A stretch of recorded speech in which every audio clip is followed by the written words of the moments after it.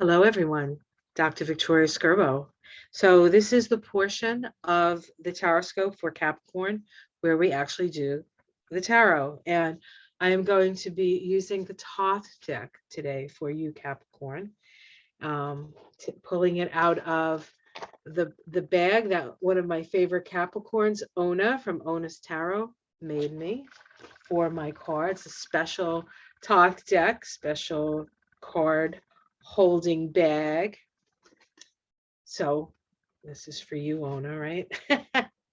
All right, let's see what's going on. So this is for the month of March. Now, of course, Pluto's in Capricorn. Every Capricorn knows that.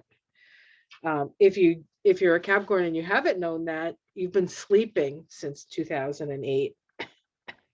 And so profound transformation for Capricorn. But it is longstanding, and Pluto, when's it going to end? It goes slow, but it also goes slow. So these transformations, except for a period of time when it was squaring Uranus between 2012 and 2015, when that slow, steady progress was like, that was a whole different deal. But generally, it's pretty slow with Capricorn and Pluto. Pluto and Capricorn, well, Pluto in any sign, but Pluto and Capricorn.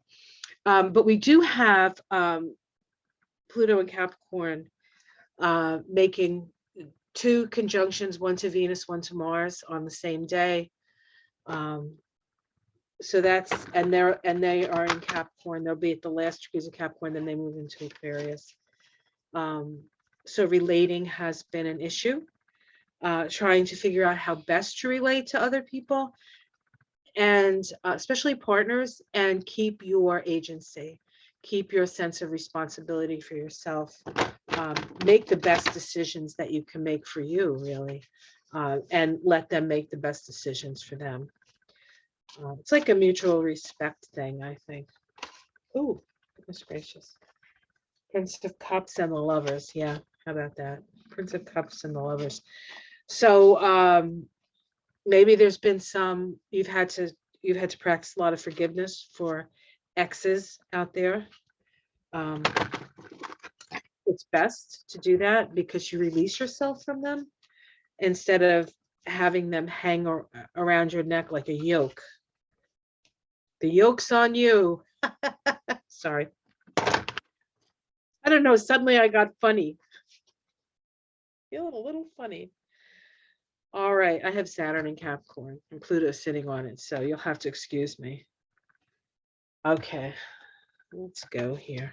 All right. Let's see what's going on for you Capricorns. Capricorn. The sea goat. 10 of Cups. Well, that's lovely. So we have some fulfillment here. Do you trust it, Capricorn? It's okay. You can trust it. 10 of Cups is your cup is full. You may feel like, things have been so intense that you might be at a point where you're like, it's happening. My cups are filled. And so enjoy that while you have it, right? What's crossing it is the Fool card. What kind of fool am I? The Fool card can be disruption, but it can be a new opportunity. Now it's interesting because your cups are full and you're like, this feels so good. All my cups are full and I'm happy and then there's new opportunity. And the new opportunity being the Fool card is a risk. The Fool card has within it innate risk. So that's the challenge. Are you willing, now that you've sort of found a certain level of happiness, are you willing to take a risk? At the root, we have defeat. So the Five of Swords is when people aren't being on the up and up, when they're purposely trying to hurt you. And that could be what's causing you to say, I don't know if I necessarily want to disrupt what I have here, because how trustworthy are people? Let's see what's in the past. We have debauchery in the past. So you've been seven of cups, illusion, delusion. You've been through it. You've dealt with addiction, either your own addiction or other people's addictions. You've been there. You don't want to go back there. You don't want to go back there. But everything is everything serves on some level. And so those experiences, those losses, those dreams unfulfilled served a purpose. And we can't necessarily base our future on our past, but we can take the lessons of the past and make better decisions in the future. Let's see what's in the sky. We have the Princess of Discs. It's interesting. This card keeps coming up in the different decks. The Princess of Discs or the discs. Sorry. Oh my God. Did I say that? Sorry, guys. So in the sky, what's available to you is a new opportunity. It's ground level stuff. So it's not, it's whatever it is, you're going to have to work it, but it's there. It's an opportunity. It's a little thorny. There's a little thorniness connected to this energy. But let's continue and see what else comes up for this. The immediate future. Happiness. Wow. 10 of Cups, Ace of Cups. That's lovely. Also, a lot of emotions. Like the Ace of Cups is the overflowing of emotions.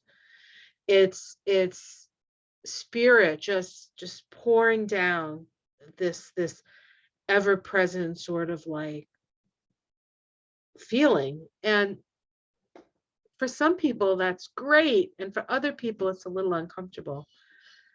So you can decide which one it is, but it is opportunity. It's also something new.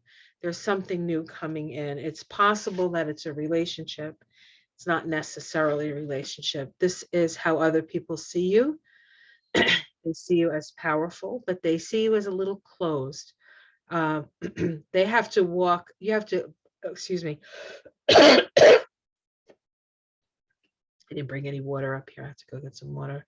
You didn't bring, you have to like lower the drawbridge to let people in. And so while you're powerful and you're self-sufficient and all of that, people know that they have to call before they come. They can't just show up. You have to let them into your life. So they see you as somewhat guarded. Now with this at the bottom, I think you have your reasons. So let's just say that. Your domestic situation, we have oppression. So there's something in your domestic situation that's holding you down. It's holding down your creativity. You feel burdened. There's a sense of being burdened. Let's see, hopes and fears, strength. You hope you have the strength to go through whatever it is that you need to go through. The outcome, the Queen of Cups. So there's all of this love energy being offered to you. This is nurturance. This is love. This is, sitting down with your best friend and having a nice hot cup of tea and being nurtured in that way and being listened to and utilizing your intuition and your psychic abilities. Let's see if I can pick them. We have the Wheel of Fortune. So a change is in the offing. A new start is in the offing. A change in fortune. See what's underneath it. Healing. This is the Temperance card. Disappointment. And love. So you are a little resistant to letting a new love or a new feeling or a new emotion come in. And it's based on the fact that you weren't always treated fairly. These cards do say, however, that that is changing, and that if you're willing to take a risk, if you're willing to take a risk, then you will be supported through that change. Now, this is not like, oh, I'll just do it because, this is it's not a risk that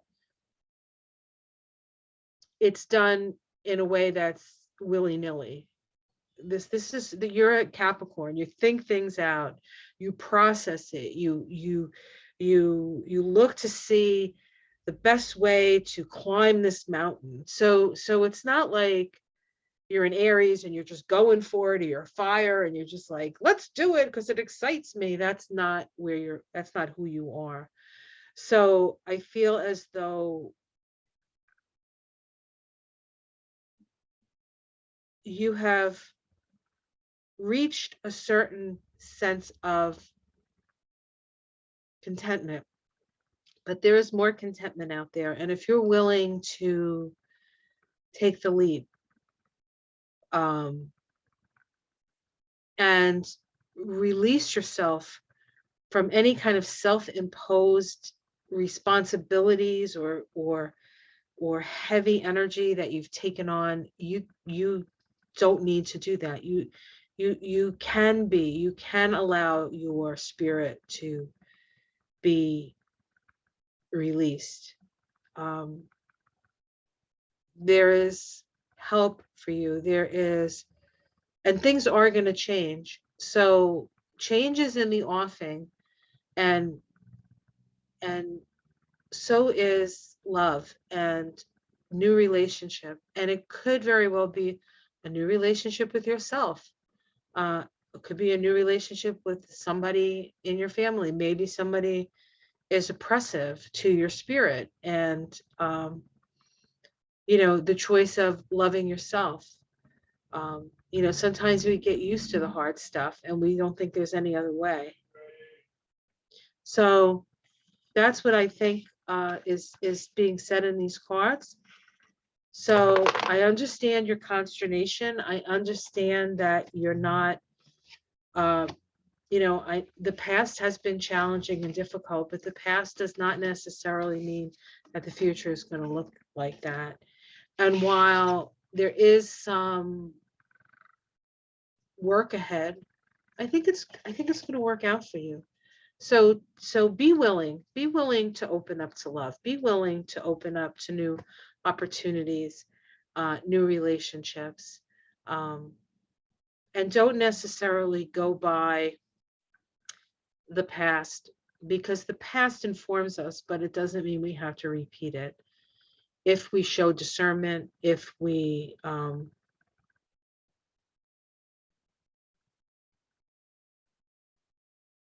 do our due diligence. You've done it. You've done your due diligence. It is a risk. It's always a risk.